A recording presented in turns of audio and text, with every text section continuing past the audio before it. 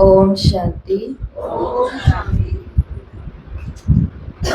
अमृत वेले मिलन की तैयारी।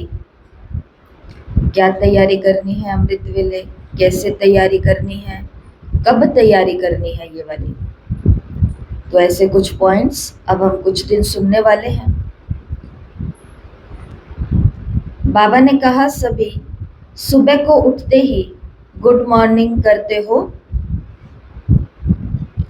याद में बैठते हो।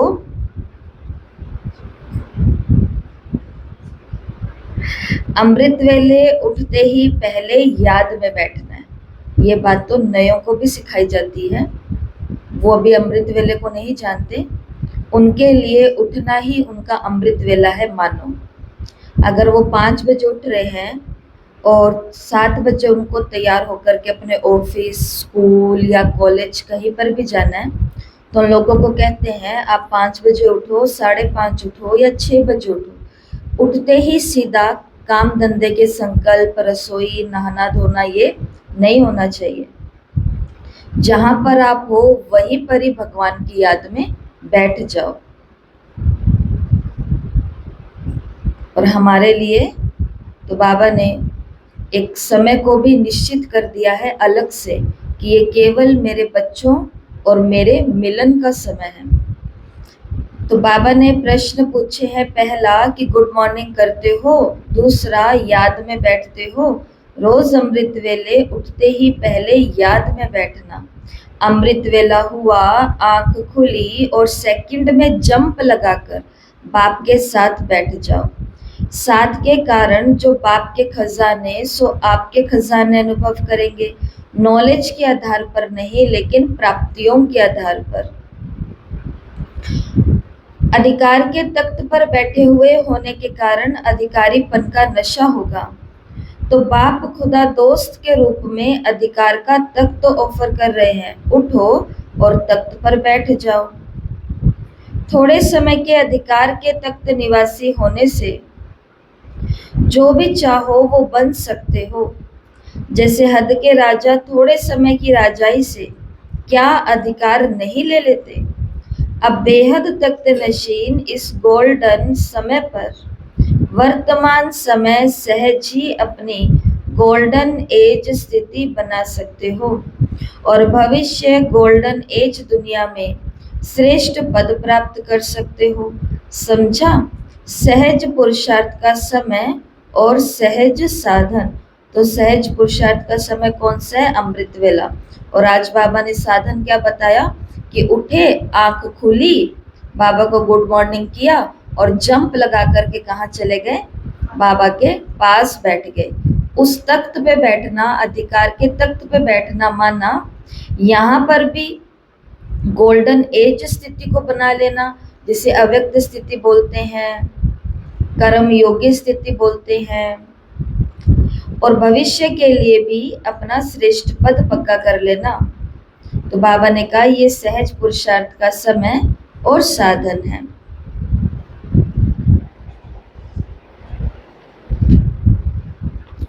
ओम शांति।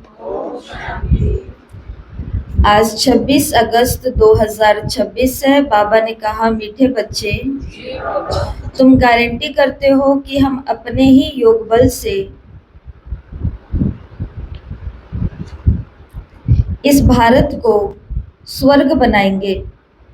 तुम गारंटी करते हो कि हम अपने ही योग बल से इस भारत को स्वर्ग बनाएंगे। वहां एक धर्म, एक राज्य होगा। प्रश्न है, माया के किस विघ्न से सेफ रहने की बहुत अच्छी कमाल कर सकते हैं? माया के किस विघ्न से सेफ रहने वाले बहुत अच्छी कमाल कर सकते हैं? उत्तर, माया का सबसे बड़ा विघ्न है देह अभिमान में लाकर एक दो के नाम रूप में फंसाना। जो बच्चे इस विघ्न से सेफ रहते हैं, माया के धोखे से बचे रहते, वे बहुत कमाल कर दिखाते हैं।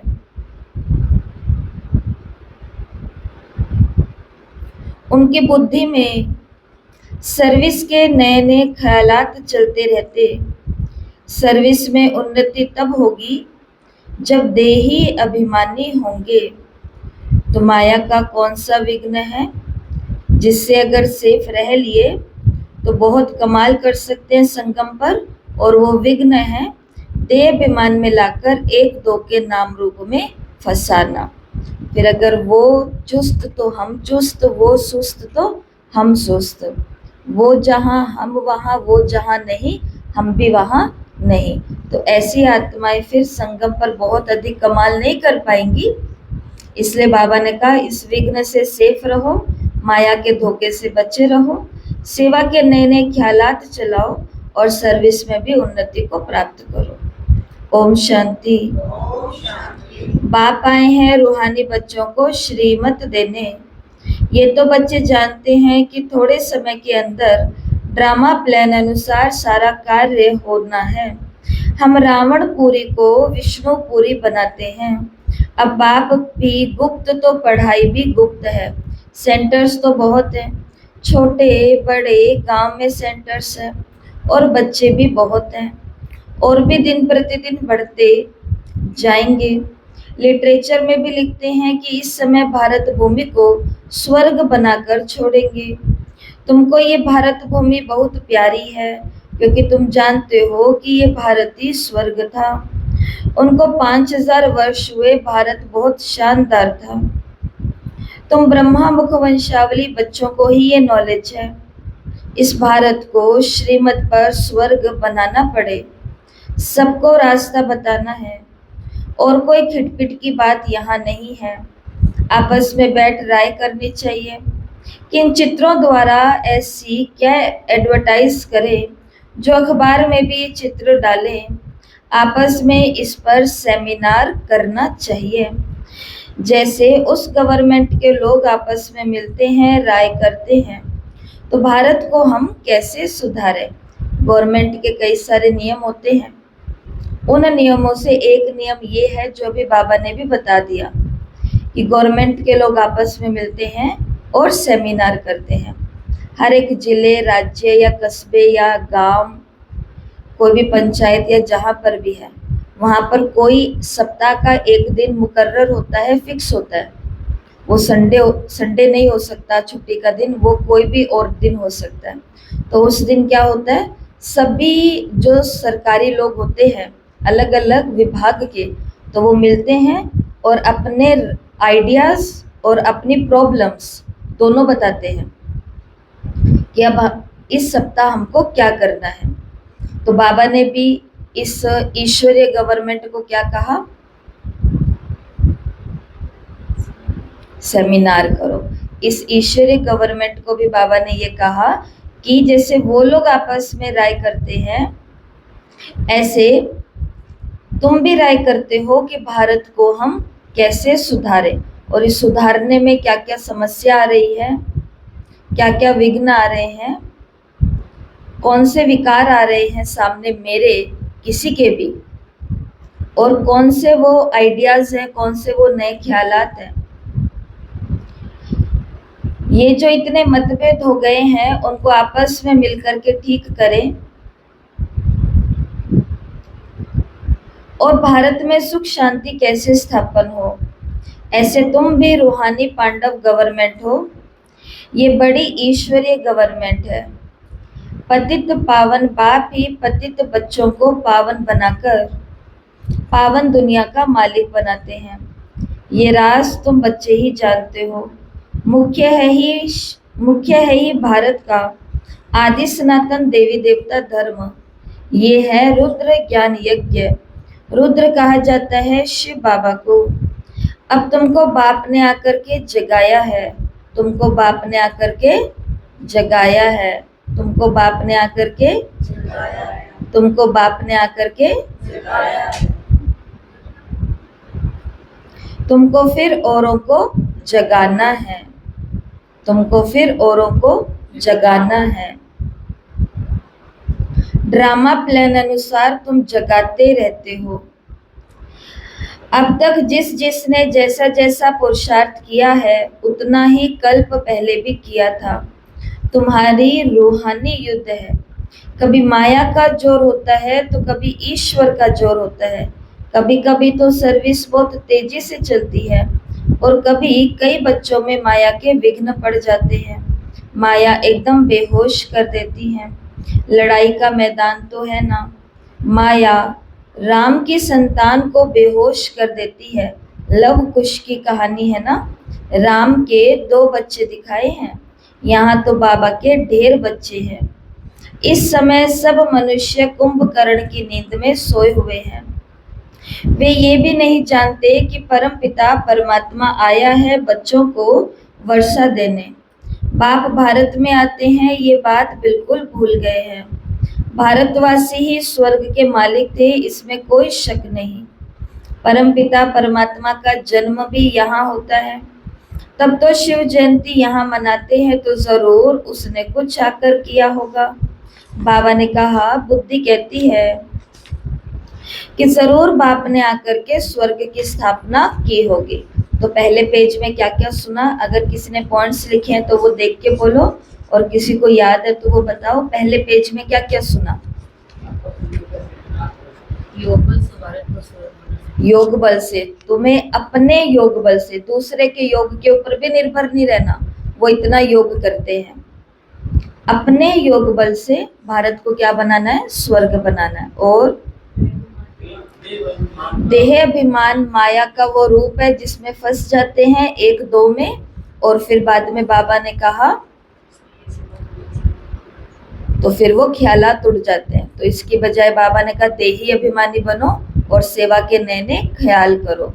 और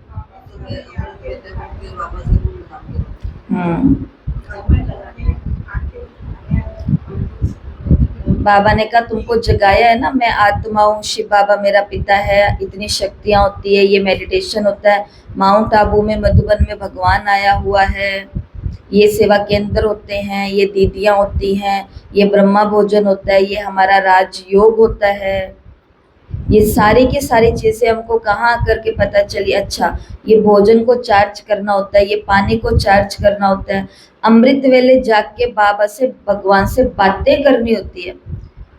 फिर संध्या के समय जो भगवान से सुबह से हम ले रहे हैं वो अब सारे विश्व को देना होता है। ये सब बातों से हम बेहोश थे, नींद में थे, तो जगाया हमको बाबा ने। कब तुमको औरों को भी जगाना है। हाँ जी, शिव बाबा को रुद्र भी कहा जाता है, तो रुद्र ज्ञान यज्ञ है, तो वो ये इसी समय की बात है। जैसे राम के बच्चे लोग कुछ थे तो हरा दिया, वैसे मेरे बच्चे जो माया के चक्कर में फंस जाते तो हार जाते हैं। कभी कभी बाबा ने कहा एकदम जोश और कभी कभी एकदम ठंडे पड़ जाते हैं, माना।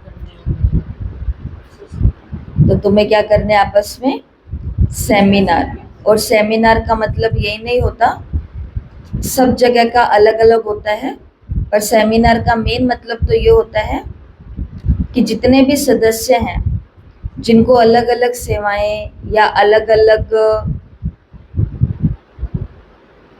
डायरेक्शन या कुछ जिम्मेवारियां यज्ञ की जो सबके ऊपर ही है, तो वो सारी उपलब्ध हुई है, सारी प्राप्त हुई है। तो अपने आप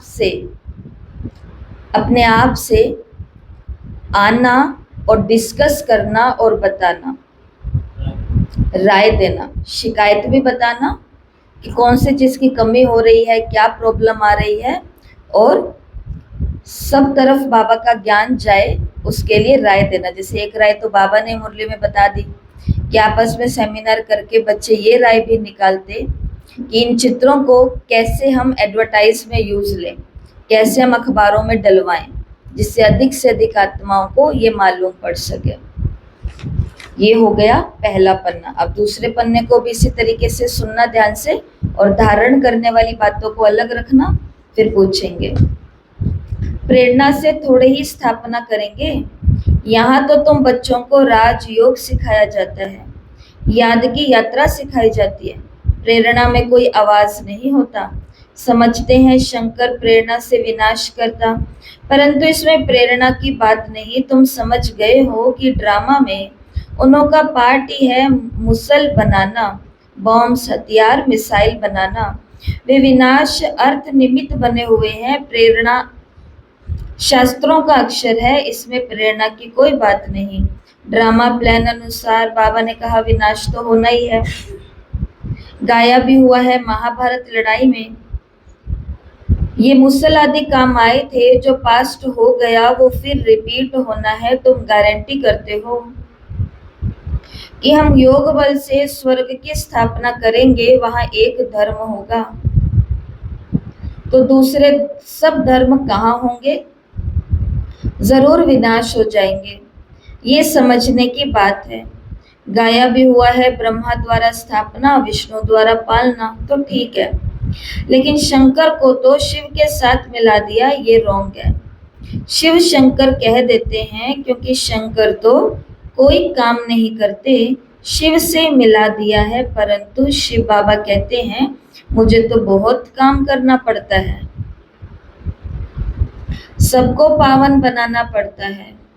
मैं इस ब्रह्मा तन में प्रवेश कर इस साकार द्वारा स्थापना का कार्य कराता हूँ। शंकर का तो कोई पाठ है नहीं, शिव की पूजा होती है। शिव ही कल्याणकारी झोली भरने वाला है। शिव परमात्माए नमः कहते हैं ना। ये ब्रह्मा भी प्रजापिता ठहरा। ब्रह्मा सो विष्णु, विष्णु सो ब्रह्मा। ये तो बड़ी गुह्य बातें हैं, ये सिर्फ तुम बच्चे ही जानते हो। सेंसिबल बच्चों की बुद्धि में ज्ञान झट समझ में आ जाता है। मनुष्य को कुछ भी समझ में नहीं है कि पतित पावन बाप कब आएंगे। अब तो कलयुग का अंत है। अगर कहते हैं कि कलयुग के अंत में 40,000 वर्ष पड़े हैं, तो अभी और कितना पतित बनेंगे और कितना दुख सहन करेंगे। कलयुग में सुख तो होगा नहीं। कुछ भी ना जानने के कारण बेचारे घोर अंधियारे में पड़े हैं। तो तुम बच्चों को आपस में मिलकर राय करनी चाहिए कि कैसे सर्विस को बढ़ाएं। बाप प्लान्स तो बताते रहते हैं कि बच्चों को आपस में मिलना है, चित्रों पर अच्छी रीति से समझाना है।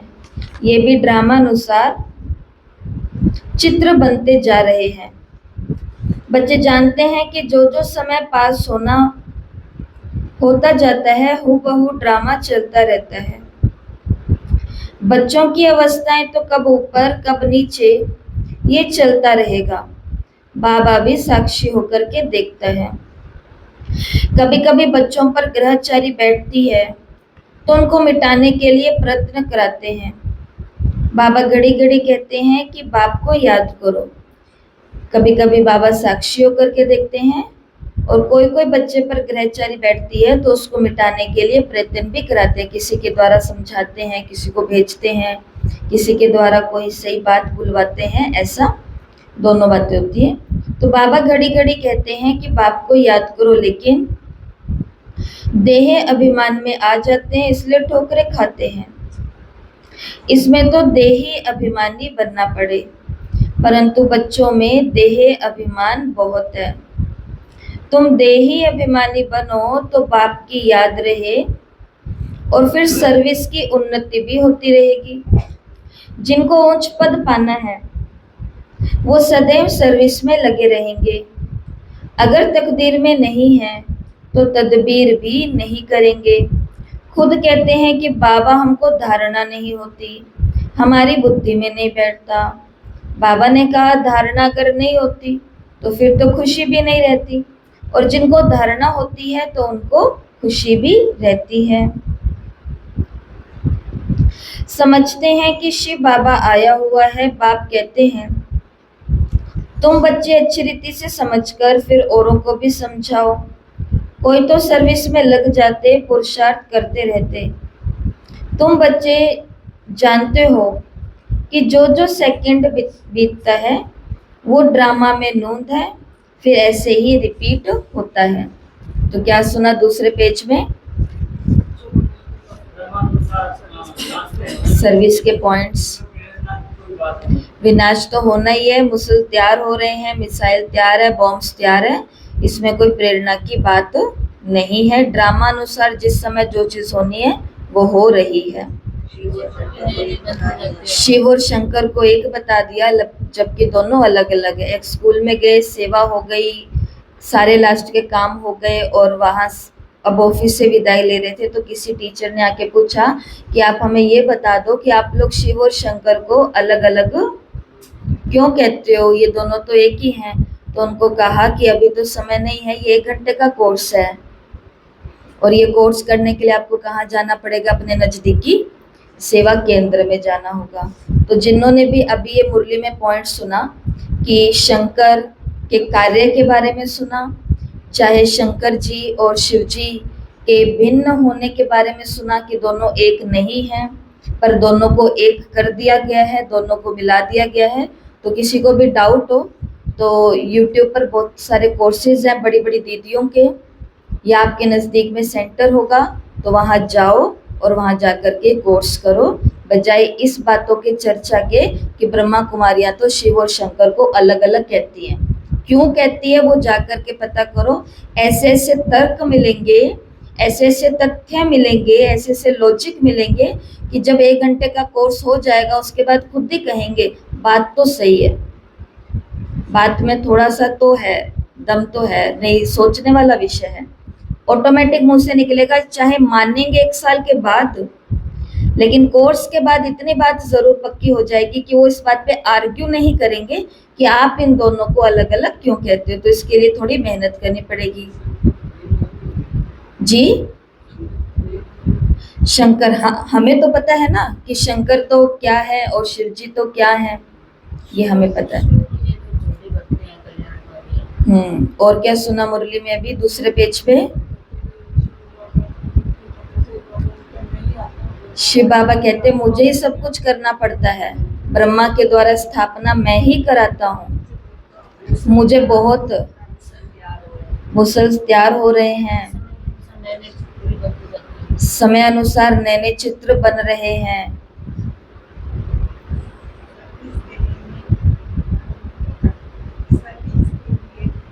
सर्विस के लिए बाबा ने कहा कि कभी बच्चे एकदम ऊंचे हो जाते हैं, कभी बाबा ने कहा बच्चों की स्थिति नीचे हो जाती है। बाबा इन दोनों स्थितियों को साक्षी होके देखते हैं कि जिसकी तकदीर में ही नहीं है वो तदबीर भी क्या करेगा। सेवा आंखों के सामने होते हुए भी वो सेवा नहीं कर पाएंगे। और बाबा ने दूसरे पेज पर कितना कर्मों की गति के बारे में बताया कि खुद कहेंगे कि हमसे धारणा नहीं होती, खुद कहेंगे कि हमारी बुद्धि में नहीं बैठ रहा है। तो बाबा जब खुद ही आत्मा कह रही है, गलानी में है खुद ही आत्मा, तो बाबा भी साक्षी होकर के देखते हैं। और जो आत्मा कुछ करना चाहती है लेकिन उसको मौके नहीं मिल रहे हैं, तो बाबा फिर कुछ प्रयत्न करते हैं उसको वो मौके देने के, उसको उठाने के, उसको फिर से उमंग में लाने के। मौका भगवान सबको देता है। भगवान भी कहते हैं मैं प्रयत्न करता हूँ बच्चों के लिए। और कुछ याद आ रहा है? दूसरे पेज पे क्या सुना? योग बल से बाबा ने कहा, जो पहला महावाक्य था वो दूसरे पेज पे आया है कि योग बल से स्वर्ग बना रहे हो। तो बाबा ने कहा जो समय बीतता है वो ड्रामा अनुसार नूंद है और ऐसा ही रिपीट होगा। बच्चों को ही समझाया जाता है कि बाहर भाषण करते समय तो अनेक प्रकार के मनुष्य आते हैं। तुम बच्चे जानते हो कि सभी वेद शास्त्र गीता आदि पर भाषण करते हैं। उनको ये पता थोड़ी है कि यहाँ ईश्वर अपना और इस रचना के आदि मध्य अंत का रहस्य समझाते हैं। चित्रों में कितना अच्छी रीति दिखाया है कि परमात्मा कौन है। ये बातें प्रोजेक्टर पर तो समझा नहीं सकते, प्रदर्शनी में चित्र भी सामने खड़े हैं और फिर तुम समझाकर पूछ भी सकते हो कि अब बताओ गीता का भगवान कौन, ज्ञान का सागर कौन, पवित्रता सुख शांति का सागर लिबरेटर गाइड कौन। श्री कृष्ण के लिए तो ये नहीं कह सकेंगे परमात्मा की महिमा अलग है, पहले लिखाना भी चाहिए, प्रोब लेना चाहिए, सबसे सही भी लेनी चाहिए, उनका ओपिनियन भी लो, पहले उनको समझाओ, फिर उनके ओपिनियन लो, और फिर बाबा ने कहा उनके ओपिनियन पर साइन कराओ। और ये चीज पहले हम मुरली में सुनते थे, जैसे आज भी सुनी, लेकिन कुछ दिनों हमने ये पहले ये चीज अपने आगे होते हुए देखी भी कि होता क्या है।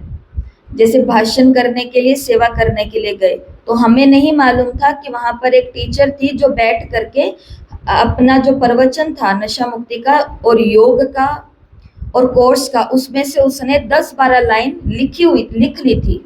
वहां पर बच्चों के साथ बैठे बैठे उसको ड्यूटी दी होगी मैम को, तो उन्होंने लिखा हुआ था। और जैसे ही कार्यक्रम पूरा हुआ तो वो हमारे पास चल के आए अपनी नोटबुक लेकर के और कहा कि मैम आप यहाँ पर साइन कर दीजिए।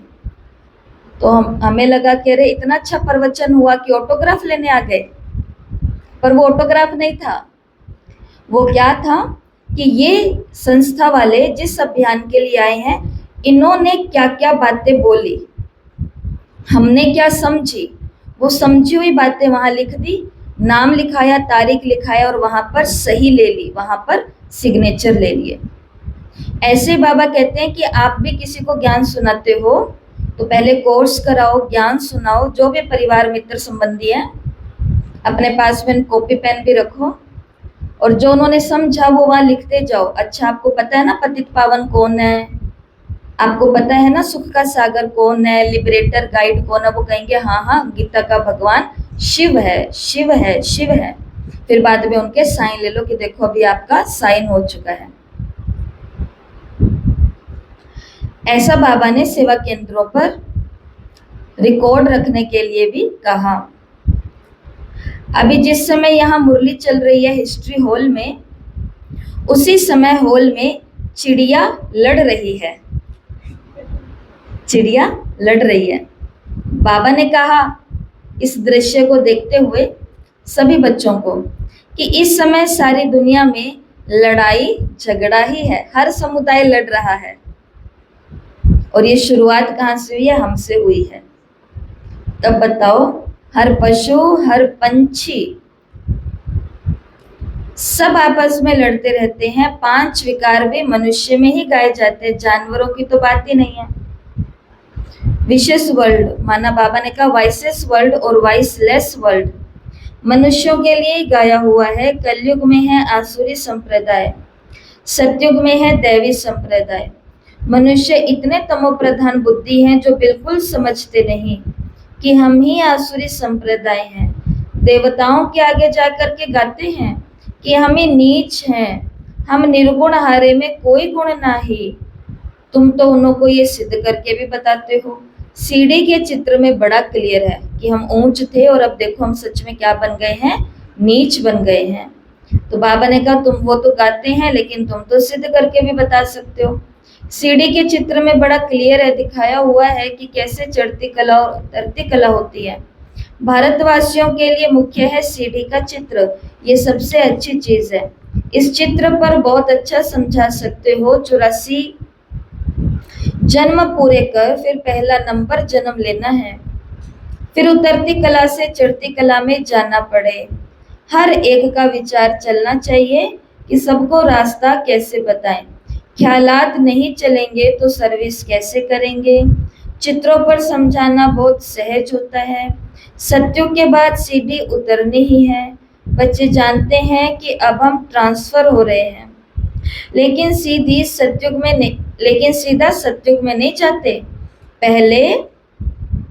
पहले कहाँ जाना है? शांति धाम में जाना है। तुम जानते हो हम पाठधारी, बाकी तुम्हारे में भी नंबरवार है। जो अपने को पाठधारी समझते हैं इस ड्रामा के, दुनिया में ऐसा कोई नहीं कह सकते कि हम पाठधारी हैं। हम लिखते भी हैं कि हर एक मनुष्य मात्र इस ड्रामा में, इस बेहद के ड्रामा के एक्टर्स होते हुए भी ड्रामा के मुख्य एक्टर, डायरेक्टर और ड्रामा के आदि मध्य अंत को नहीं जानते, तो वे बेसमझ हैं। इस लिखने में कोई हर्जा नहीं है। एक कान से सुन दूसरे से निकाल नहीं देना चाहिए। सर्विस और सर्विस, बाबा ने कहा किसी को जगाने के लिए थोड़ा सा मेहनत करनी पड़ेगी, सेवा करनी होगी उन आत्माओं की। बाबा जानते हैं बच्चों पर भी कभी ग्रहचारी बैठती है। जब ग्रहचारी बैठती है तो कितना नुकसान हो जाता है वो बाप जानते हैं। साहूकार गरीब बन पड़ते हैं, कारण तो होता है ना, जो कल तक सर्व प्राप्तियां कर रहे थे आज वो कुछ भी नहीं कर पा रहे, तो ऐसे ही तो नहीं हुआ होगा ना, कुछ तो कारण रहे होंगे और वो कारण सिर्फ किसको पता होते हैं, बाबा को ही पता होते हैं। अंदर खाते क्या चल रहा है जानते हो ना, ये भाषा तो अंदर खाते का मतलब क्या होता है कि भीतर में आत्मा का क्या संकल्प है, क्या विकार है, वो कौन जानते हैं, बाबा। तो कल तक जो साहूकार थे वो आज गरीब बन पड़े। ये धन दौलत पैसे की बात नहीं हो रही है, ये संगम युग की अमीरी की बात हो रही है। और बाबा ने क्या पॉइंट कहा कि कोई कारण तो होगा ना, कोई कारण तो होता है जो गरीब अमीर हो जाता है, अर्थात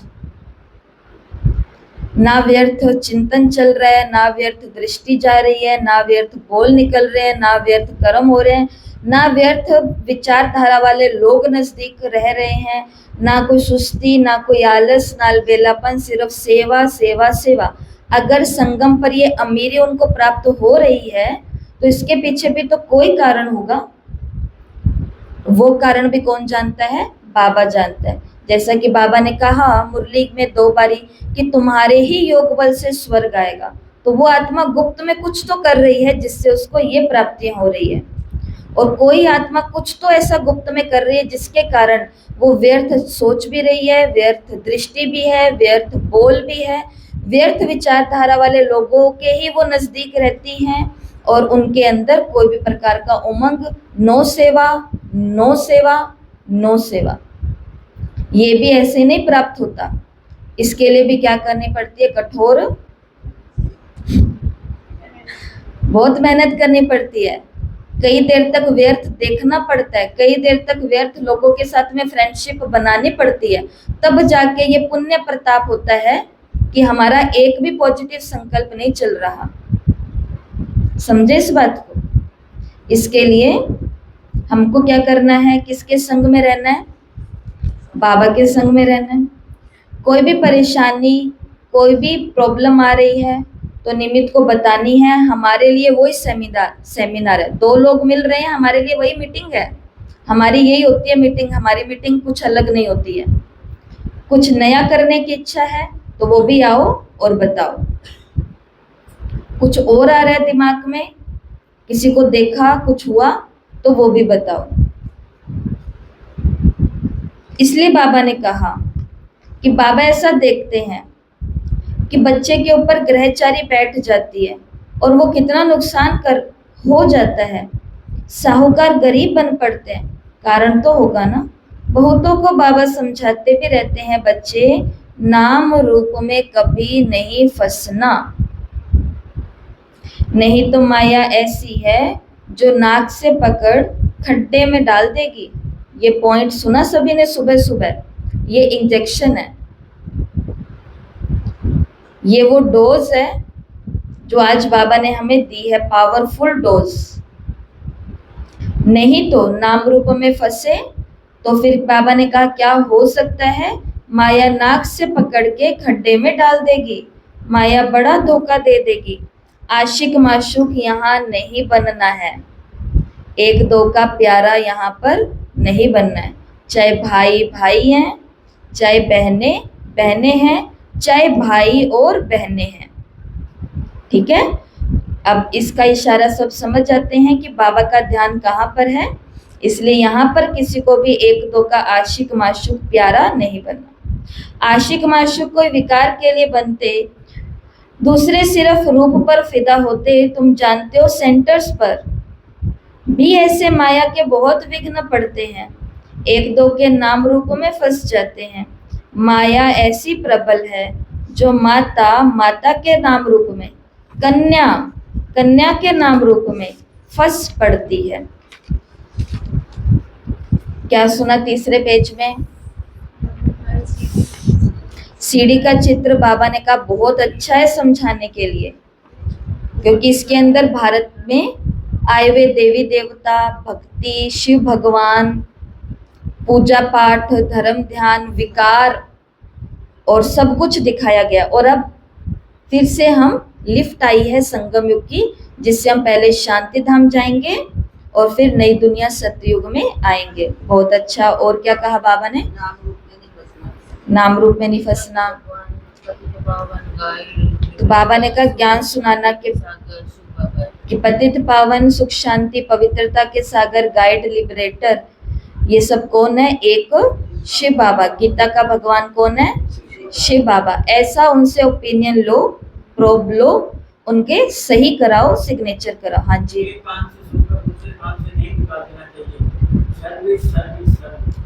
हाँ, सर्विस सर्विस सर्विस। कैसे आया ये जोश इतना वाणी में? क्योंकि कल दादी के दिन पर जब सेवा का मौका आया, पिछले साल भी और इस साल भी, तो सेवा है, सेवा है, सेवा है। दीदी ने कहा है दादी का दिन है, तो छुट्टी लेके भी, एक दिन की कमाई को रोक के भी, कमाई रोकनी पड़ती ना उस दिन की, वो नहीं मिलेगी पगार, तो छुट्टी लेके भी किसके लिए पहुंच गए? सेवा, सेवा, सेवा।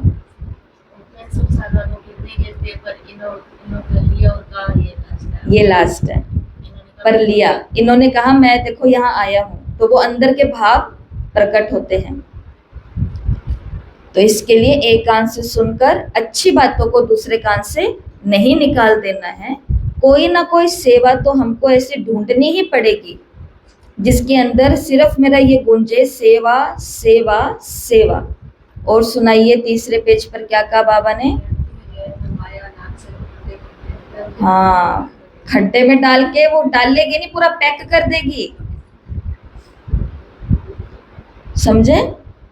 और बाबा के सिवाय कोई ऐसा नहीं है जो हाथ दे के हमें निकाले। और बाबा ने हमको बहुत बारी निकाल दिया। देखो, हर दिन हम माया के कारण संग दोष में आकर के खड्डे में पड़ते होंगे, और हर दिन वो निकाल रहा है, लेकिन कभी तो निकालने का समय भी पूरा होगा और हम इस भरोसे से रह गए बाबा तो निकाल ही लेगा, और खड्डे में रह जाएंगे, तो नुकसान खुद का भी और संस्था का भी, कईयों का नुकसान हो जाता है। ऐसे कि यहाँ पर देखो आने वाले लोग एक दूसरे के आशिक माशिक बनते हैं, प्यार करते हैं, आपस में मिलते हैं, घूमते फिरते हैं, इन दोनों का ये चक्कर है। ये ऐसी बातें सेवा केंद्रों में बहुत, बाबा ने कहा ना, उस समय कहा है बाबा ने, जब इतने विकार तो शायद नहीं होंगे।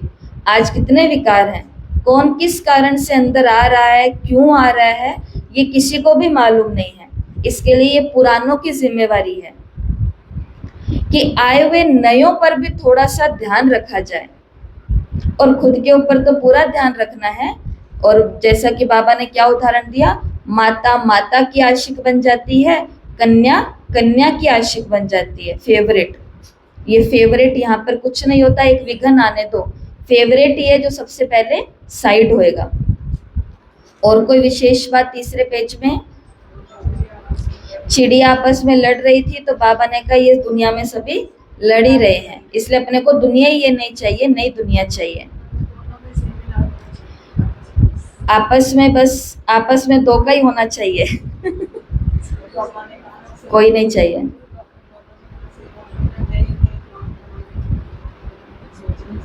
सोचो और बताओ, वो अगर सार्थक है तो एग्जीक्यूट होगा, नहीं है तो कम से कम इतनी हिम्मत तो आई कि सामने वाले निमित्त आत्मा को पता चला कि अरे इनके सेवा के भी दिमाग चलता है क्या, बहुत अच्छा प्लान था, कभी करेंगे ऐसा। सुनते हैं मुरली का चौथा पेज।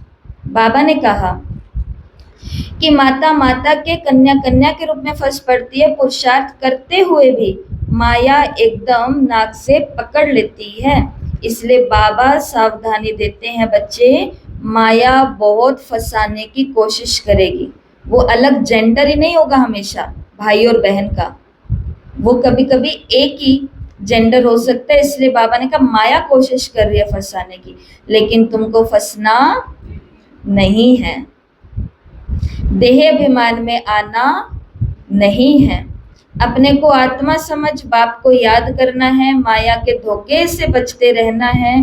तुम बच्चों को बाप गुलगुल माना फूल बनाने आए हैं, तुम्हें किसी भी बात में संशय नहीं आना चाहिए। अगर दिल में संशय आया तो सर्विस अच्छी तरह नहीं कर सकेंगे, अंदर गुटखा खाते रहेंगे। हिम्मत रखनी चाहिए, टाइम बहुत थोड़ा है। बाबा की मुरली सुनेंगे तो उत्साह में आएंगे। आत्म प्रकाश बच्चा ठीक रीति चित्रों तरफ अटेंशन दे रहा है। ये चित्र ऐसे नहीं बने।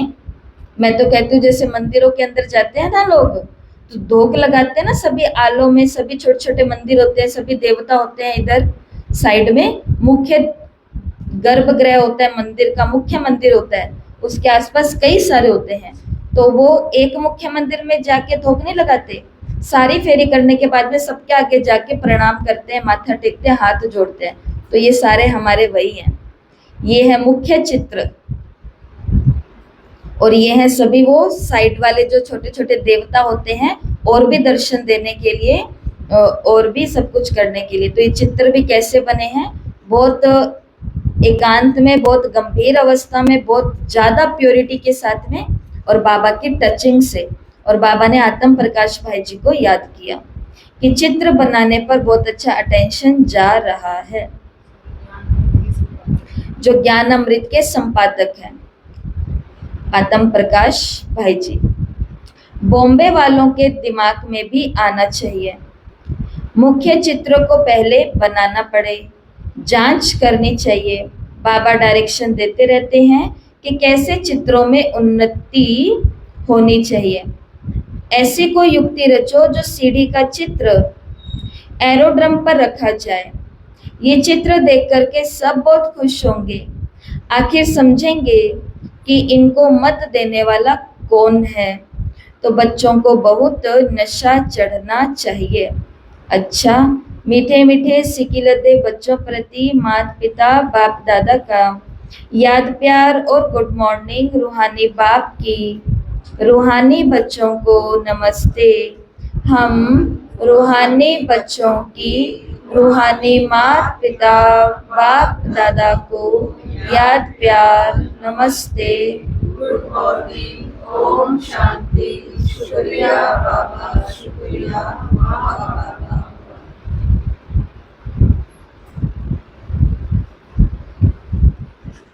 तो अभी किसी को कॉपी में नहीं देखना है। अब सभी बताओ ऑल ओवर मुरली के अंदर कौन से मेन धारण करने वाले पॉइंट थे। कॉपी उल्टी करो, बंद करो। अपने योग बल से भारत को स्वर्ग बनाना है, घर का माहौल चेंज करना है, मोहल्ले का माहौल चेंज करना है, समाज राष्ट्र विश्व का माहौल चेंज करना है। योग को बढ़ाना पड़ेगा। नहीं, धारण करने वाले पॉइंट बताओ। और किसी के भी नाम रूप में नहीं फंसना है, नहीं तो नाक से पकड़ के। नाक से पकड़ने का मतलब पता है ना क्या होता है?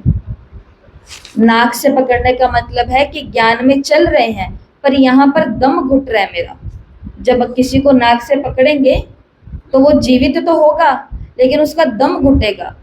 ऐसे ही आत्मा जब किसी के प्रभाव में आ जाती है और फिर निमित्त आत्माएं उनको टोकती हैं, नजर रखती हैं, ताने भी देती हैं, कभी कभी समझाने की भी कोशिश करते हैं प्रेम मोहब्बत से, तो उन आत्माओं का यहाँ पर क्या होता है? फिर दम घुटता है।